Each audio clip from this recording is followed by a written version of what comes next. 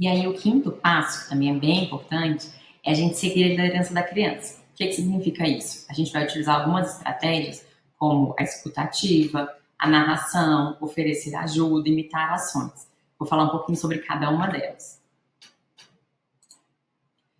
A escutativa significa a gente olhar para a criança, para o que ela está fazendo e tentar compreender ali o significado daquilo que ela faz. Alguns pontos, né? É muito comum também a gente às vezes transformar a brincadeira no interrogatório. Então, a gente está brincando com a criança e começa a fazer um monte de perguntas. O que é isso? O que você vai fazer? Para onde o carrinho vai?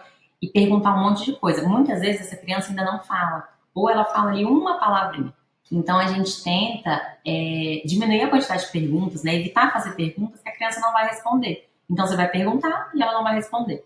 Então o ideal é a gente não ficar perguntando. E a gente observar. Então, se a gente tem aquele olhar de a criança tá, mesmo que seja uma coisa que a gente acha que não é funcional, né? Mas ela tá ali com duas colheres batendo uma na outra.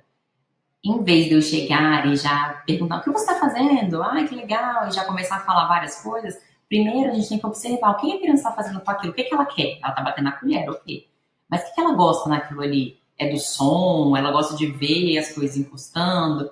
Uma criança que costuma jogar, gosta de ver as coisas caindo. O que ela gosta? Ela gosta do som que faz, é isso que ela tenta fazer, então ela pega objetos, né, que fazem som e joga, ou ela simplesmente gosta de ver ali algo caindo. Então é muito a gente, antes de entrar ali no que a criança está fazendo, a gente olhar e ver o que está sendo legal para ela ali.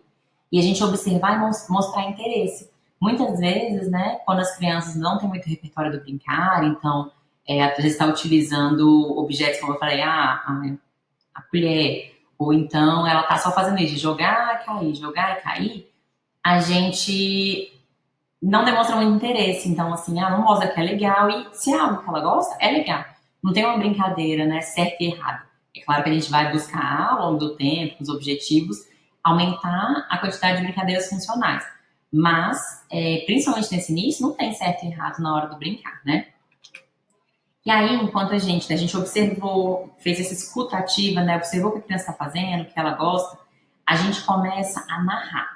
No começo, assim, eu vejo pela experiência dos ATs, é um pouco estranho, né? Você fica um pouco, nossa, mas como assim? Vou ficar toda hora narrando o que a criança está fazendo, mas depois torna super automático, assim.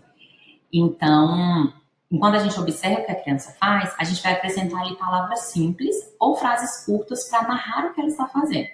Então, por exemplo, né? A criança está aqui, brincando de carrinho. E em vez de eu falar, né? Nossa, olha o carrinho, tá indo para onde? Para casa da vovó, para casa da tia.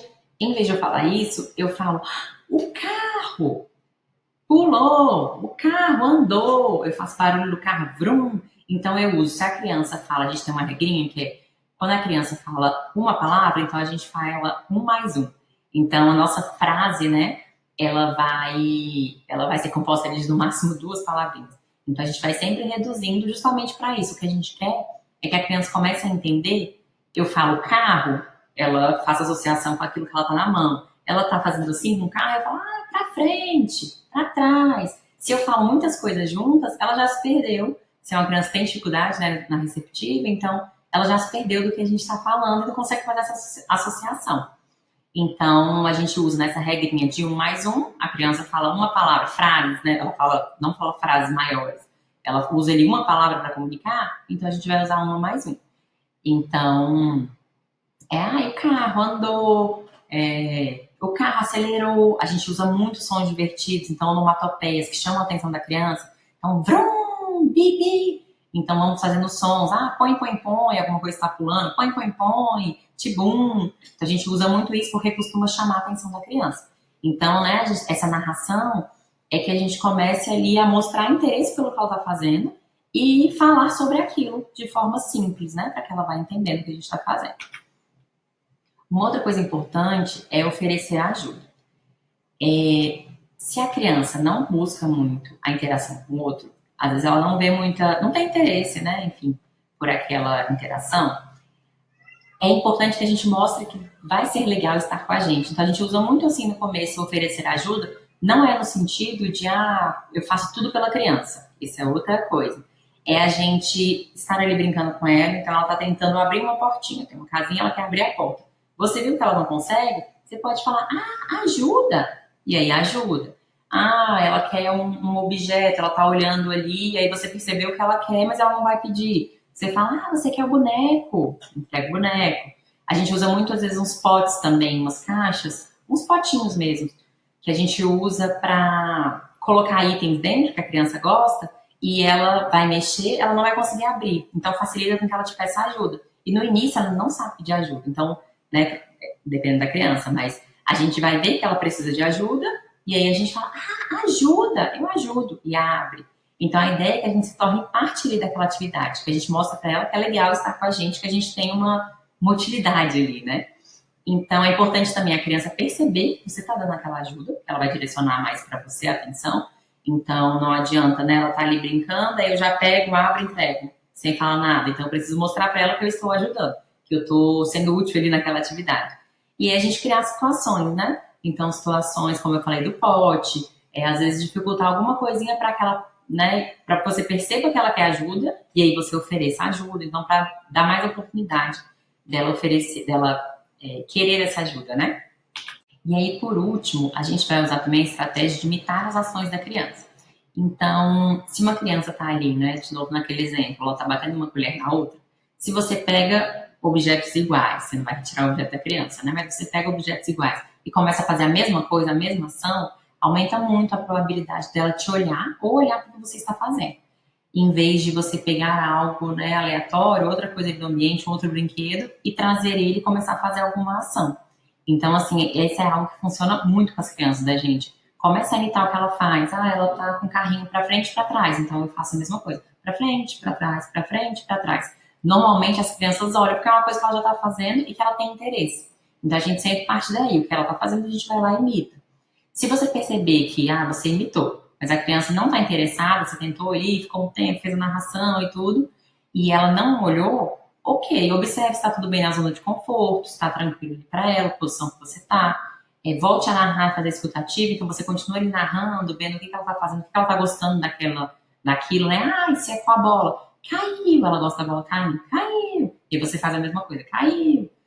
Então você fica ali narrando de novo, né? Fazendo a escutativa, e depois você pode voltar a imitar ocasionalmente. Então não é que você vai passar, né, a sessão inteira imitando a criança. Mas essas são algumas estratégias que a gente usa muito, principalmente ali no início, né, depois a gente continua usando, né, junto com nossos objetivos, para começar a ter essa interação e essa troca maior com a criança, né?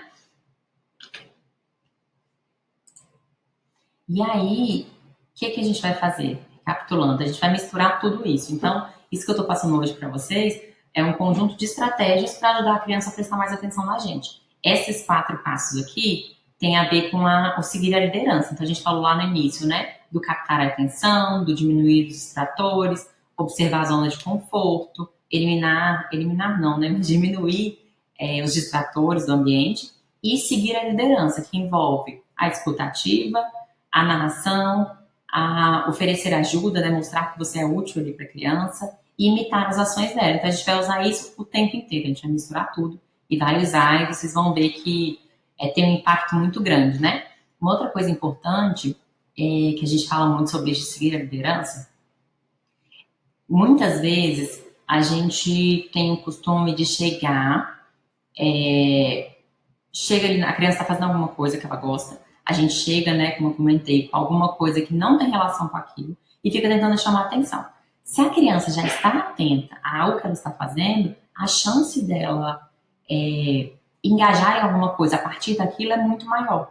Então, eu até falo, né, para adultos, assim, imagina você lá trabalhando ou fazendo uma coisa que você gosta, desenhando, pintando, e aí vem uma pessoa toda hora e fala, o que você está fazendo? Ou então vai lá, olha esse aqui, que legal, olha, e mostra. Quando a gente faz essa troca ali, se coloca no lugar da criança, a gente vê que isso é chato, né? A gente não gostaria. Mas muitas vezes a gente tem esse costume de fazer com a criança. Então, eu indico sempre seguir essas estratégias para a gente poder entrar ali no que ela gosta e depois a gente vai passar para a parte de ampliar os interesses, né? Mas a gente precisa primeiro formar esse vínculo com a criança, que é bem importante.